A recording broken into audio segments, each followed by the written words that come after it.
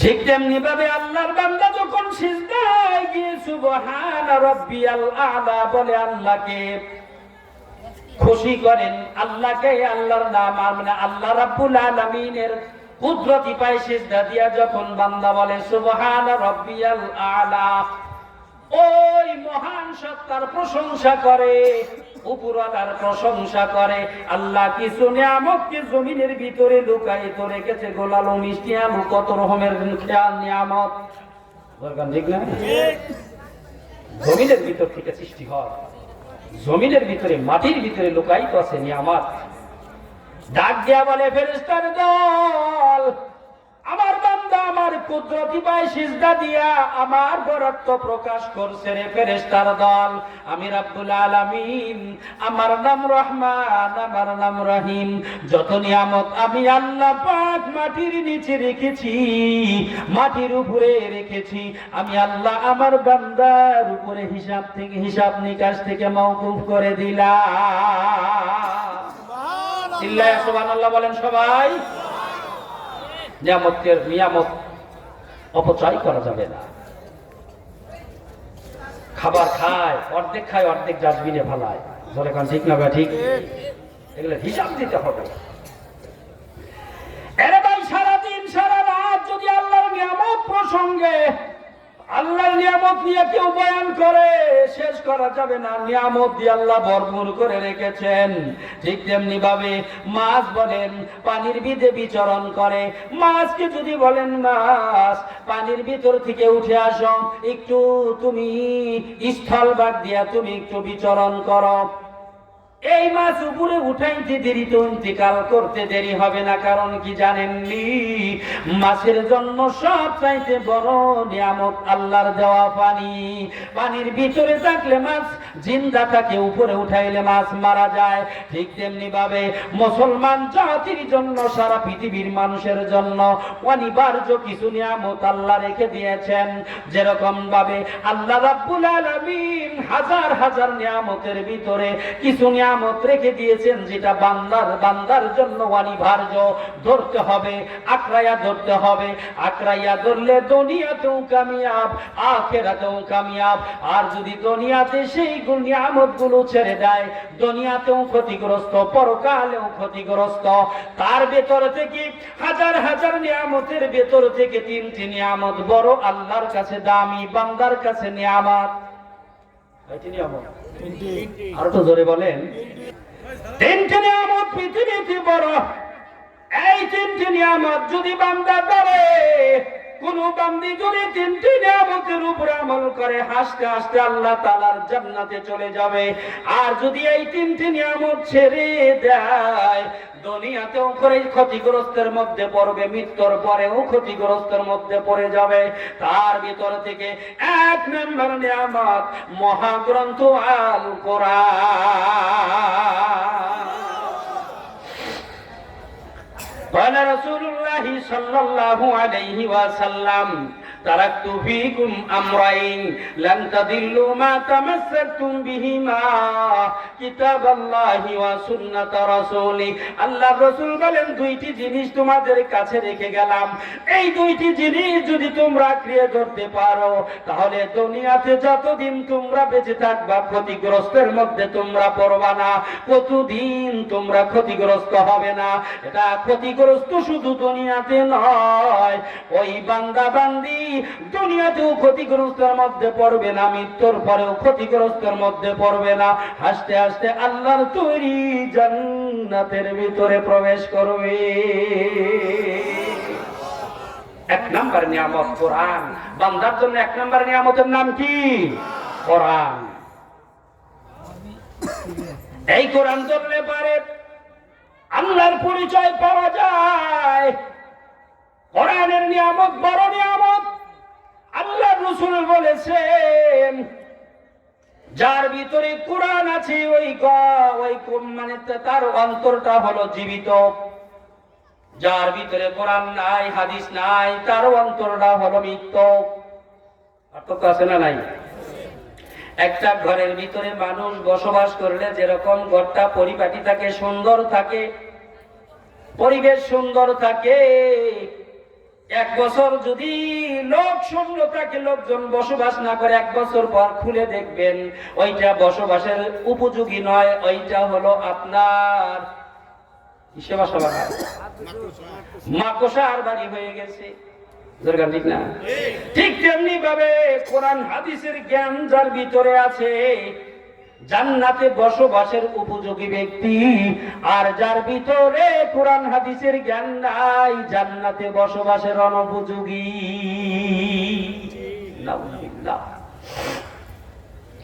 কোরআন শরীফ বেশি বেশি তেলাওয়াত যদি শুনতে চান, তাহলে একমাত্র পৃথিবীতে যতগুলো মাদ্রাসা আছে রাত ৩টার সময় এসে দাঁড়াবেন, ওয়ালের কাছে গুনগুন গুনগুন করে আল্লাহর বাণীর আওয়াজ পাওয়া যায়। তাহাজ্জুদের নামাজ পড়িয়া হেফজখানার পোলাপানে সুন্দর আল্লাহর বাণী নিয়ে বসে কোরআন তেলাওয়াত করে। আমার ভাইরা, তাফসীরের রুহুল বায়ানের ভিতরে মুফাসসিরিনে কেরাম তাফসীর করেছেন, পৃথিবীতে যারা কোরআন তেলাওয়াত করবে সর্বনিম্ন তাকে আল্লাহ পাক দুইটি উপকারের ভিতরে সর্বক্ষণ রাখবে। চিল্লায় মারহাবা। এক নাম্বার উপকার, কোরআন তেলাওয়াত করনেওয়ালা ব্যক্তি কারো উপরে আপনার কারো পয়রা হয়ে ইন্তেকাল করবে না, কারো বোঝা হয়ে ইন্তেকাল করবে না। কেন জানেন নি? যে ব্যক্তি বেশি বেশি কোরআন তেলাওয়াত করে ওই ব্যক্তির কলবটা আল্লাহর কাছে দামি হয়ে যায়। অনেক লোক আছে মাসের পর মাস, বছরের পর বছর বিছানায় খাওয়া, বিছানায় পায়খানা, বেছানার ভিতরেই পেশাব, বউ মা একটা লাথি মারে, অমুক এসে একটা লাথি মারে, গালের ভিতরে দিয়ে ধাক্কা মারে। জোরগান কথা ঠিক না? ঠিক। অর্থাৎ কোরআনে কারীম যারা বেশি বেশি তেলাওয়াত করবে, দুনিয়াতে যারা কোরআন তেলাওয়াতে অভ্যস্ত থাকবে, এই ব্যক্তি কারো উপরে বোঝা হয়ে ইন্তেকাল করবে না। বোঝা হওয়ার আগেই আল্লাহ পাক তাকে দুনিয়া থেকে নিয়ে যাবেন। সুবহানাল্লাহ। আগামী বছর কই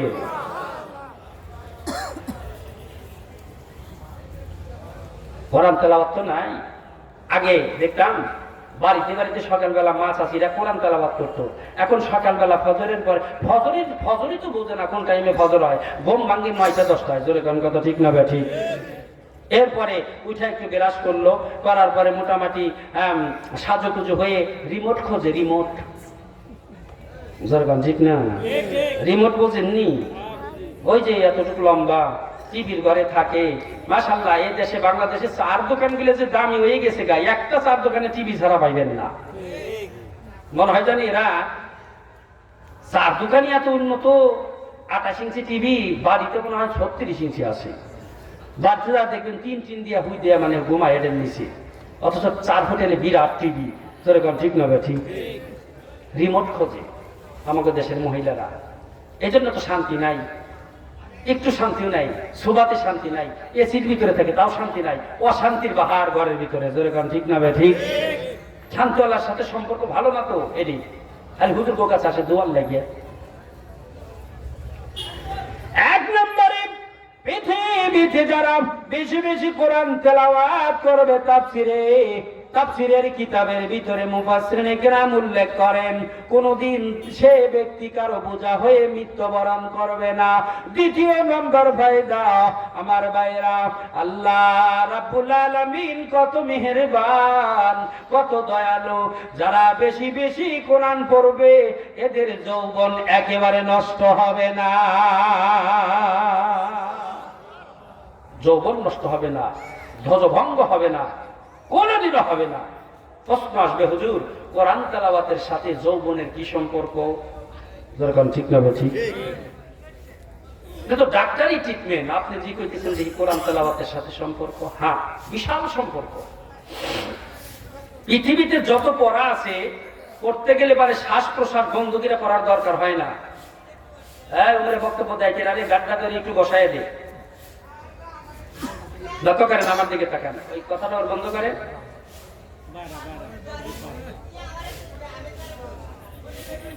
ওখানে যে হুজুররা দাঁড়ায় রয়েছেন, চাহিদা গাড্ডা করেন না, ওই যে যেটা চেঁচায় হেস্টিয়া পোলা পান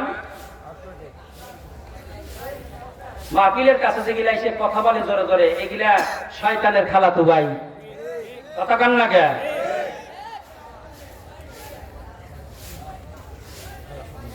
পৃথিবীতে যত পড়া আছে শ্বাস বন্ধ করে পড়ার সিস্টেম নাই। আপেল আপেল আপেল ইংলিশে বানান করতেছে বাচ্চারা, হ্যাঁ এ double P A L apple, মানে দমন দেখে যতগুলো অক্ষর করতেছে তার আগে পরে দম ছাড়তেছে, ঠিক না? তারপরে সকালে উঠিয়া আমি মনে মনে বলি সারাদিন যেন আমি ভালো হয়ে চলি, আদেশ করেন যাহা মর গরুদনে। এই যে পড়তেছে মুখস্থ করতেছে দেনগা, প্রত্যেকটা শব্দের পরে দম নিতেছে ফালাইতেছে, দিন নিতেছে ফালাইতেছে। কোরআন তেলাওয়াত যদি আপনি এইভাবে করতে যান নমাজি হইল না। কেউ যদি কয় আল হাম দু লিল, নামাজ পড়াইতেছে ইমাম সাহেব, লিল লা হি রাব্বিল আলামিন, নামাজ হইব? ওরে করবো কি পিছন থেকে মুসলিরে চাইনে হারাই বুঝে এরকম সুরেনি ভাষা কোনটা শিখছো? বুঝলে কোন কথা ঠিক না ব্যাঠি? তাহলে কি করতে হবে? দম ফালানোরও কিছু নিয়ম আছে, টান আরো কিছু নিয়ম আছে। সব জায়গায় ফালান যাইব না, আবার সব জায়গায় থেকে মনে করেন যে টানা যাইব না, একটা সিস্টেম আছে, দাড়ি কমা আছে। কি করতে হবে? এক টানে আলহামদুলিল্লাহি রাব্বিল আলামিন।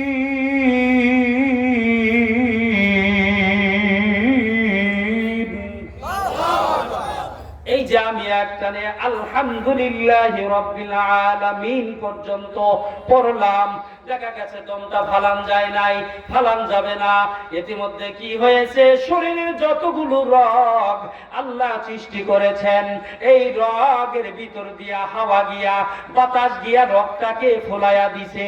যখন এই কোরআন তেলাওয়াত করতে গিয়ে শরীরের অঙ্গ প্রত্যঙ্গের রগগুলো মোটা হয়ে যায়, এর ভিতরে আল্লাহ পাকের কুদরতি, আল্লাহ পাকের দেওয়া এনার্জি ওই রগের ভিতরে পয়দা হয়ে যায়। যখন এই পয়দা হয়ে যায় শারীরিক সুস্থতা অনুভব করে, আল্লাহ রাব্বুল আলামিন যৌবন ক্ষমতা বাড়ায়া দেয়। এজন্য হুজুরগো যেগুলো হুজুরগুলো বিয়ে হয়েছে, আমি আজ পর্যন্ত দেখিনি যে ভাইকে আড়াল লাগে গেছে গা, কিন্তু ডক্টর এমবিবিএস এমবিবিএস কত রকমের লোকদেরকে দেখলাম বউ ভাগ্যে গেছে গা, আমাকে কাছে কত লেগে আইছি। যেরকম ঠিক না? ঠিক দেখছেন? কোরআন তেলাওয়াত করলে যৌবন শক্তিকে আল্লাহ পাক বৃদ্ধি করে দেয়। সুবহানাল্লাহ। আগামী সপ্তাহে কই